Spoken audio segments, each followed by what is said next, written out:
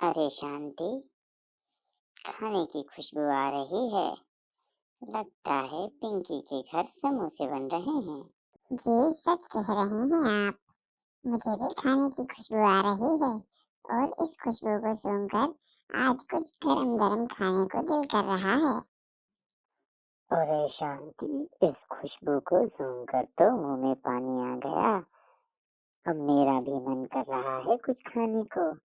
जल्दी से कुछ बनाओ। पिंकी की तरह हमारे घर में भी समोसे बनने चाहिए। कालू जी, आप भी कैसी बात करते हैं? क्या आपको पता नहीं है हमारे घर में समोसे का सामान नहीं है और इस बारिश में मैं समोसे का सामान लेने कहाँ जाऊंगी? आज तो आपको समोसे खाने को नहीं मिलेंगे। अरे क्या कहती हो शांति, समोसे खाने को नहीं मिलेंगे? चलो मैं तुम्हें एक तरकीब बतलाता हूँ। जैसा मैं कहता हूँ वैसा करना। हम दोनों मिलके समोसे खाएंगे। भला वो कैसे कालू जी?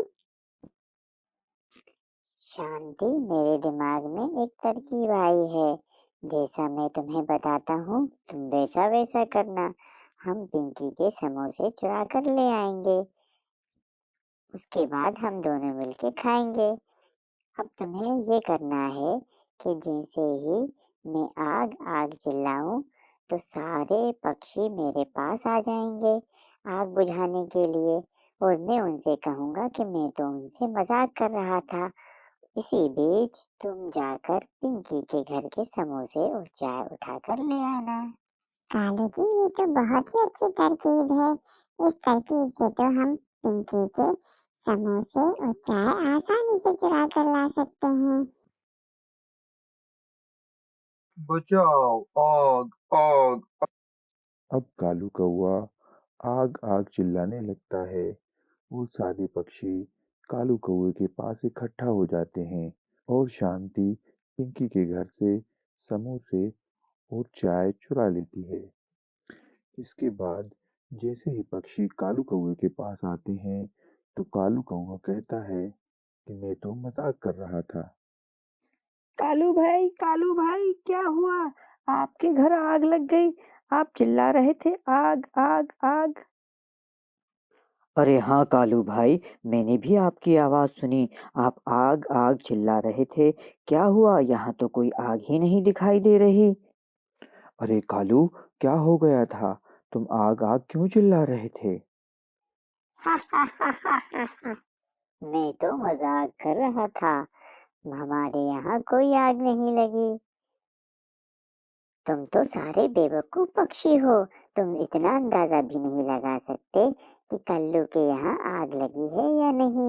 अगर आग लगी होती तो धुआं उठ रहा होता। लेकिन तुम तो बेवकूफ हो, तुमने इतना भी नहीं देखा। हा हा हा हा हा हा। अरे कालू, क्यों हमारा समय बर्बाद करते हो? चलो भाइयों, यहाँ से चलो। कालू तो हर बार हमें परेशान करता रहता है। अब जैसे ही सारे पक्षी कालू कौए के घर से जाते हैं, उसी दौरान शांति चिड़िया पिंकी के घर से चाय और समोसे चुरा कर ले आती है। वाह शांति वाह, तुमने तो कमाल कर दिया। अब हम दोनों बढ़िया मजे से समोसे और चाय पियेंगे। जी कालू जी, अब हम दोनों बढ़िया मजे से समोसे और चाय पियेंगे। उधर जैसे ही पिंकी अपने घर पहुंचती है तो वह देखती है कि उसके समोसे और चाय दोनों चोरी हो चुके हैं। तो वह बड़ी परेशान होती है और वह समझ जाती है कि उसके समोसे कालू कौवे और शांति ने चुराए हैं। अब इस प्रकार कई दिन बीत जाते हैं और कई दिन बीतने के बाद कालू कौवा अपनी पत्नी शांति से कहता है। शांति, मैं तो चावल और गेहूं खा खा कर बहुत ही थक गया हूँ। अब कुछ नई चीज खाने को दिल कर रहा है। मुझे स्वादिष्ट भोजन खाने को दिल कर रहा है। हाँ हाँ, चलिए हम अपना उपाय दोबारा से आजमाते हैं। इस प्रकार कालू कौवा दोबारा से चिल्लाता है, बचाओ बचाओ, चील चील। और सभी पक्षी उसकी आवाज सुनकर दोबारा से आ जाते हैं। कालू भाई, क्या हो गया? आपको चील ने पकड़ लिया क्या? कालू भाई, क्या हो गया है? आप चील चील चिल्ला रहे थे।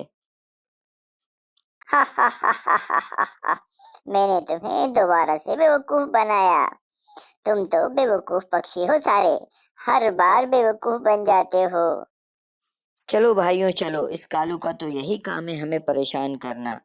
अब कालू तुम कितना भी चिल्लाओगे, कितना भी परेशान होगे, तो कोई भी पक्षी तुम्हारी मदद करने नहीं आएगा। इस प्रकार सारे पक्षी चले जाते हैं। अब शांति सभी पक्षियों के घर से तरह तरह के भोजन चुरा कर ले आती है। शांति, आज तो मजा ही आ गया। आज तो तरह तरह के भोजन खाने को मिल रहे हैं। जी सही कह रहे हैं आप। अब तो 7 दिन तक के भोजन का बंदोबस्त हो गया है।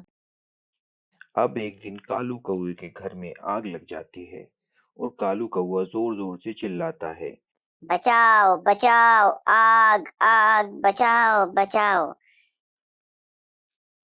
अरे ये कालू कौवा तो हर बार की तरह मजाक करता रहता है। ये इतनी रात को भी मजाक कर रहा है। कालू भाई को भी इतनी रात को मजाक सूझ रहा है। अब वो कितना भी चिल्लाए, हम उनके पास नहीं जाने वाले। हम उनके मजाक को समझ चुके हैं। और उधर कालू कौवा आग से बचाव के लिए चिल्लाता रहता है और कोई भी पक्षी उसको बचाने के लिए नहीं जाता। और इस तरह कालू कौवा और शांति कौवी दोनों आग में जलकर मर जाते हैं। इस कहानी से हमें ये सीख मिलती है कि हमें अपने मित्रों को धोखा नहीं देना चाहिए, क्योंकि धोखा देकर आप अविश्वसनीय हो जाते हैं। आपको हमारी कहानियाँ सही समय पर मिल सकें, इसके लिए हमारे चैनल को सब्सक्राइब करें।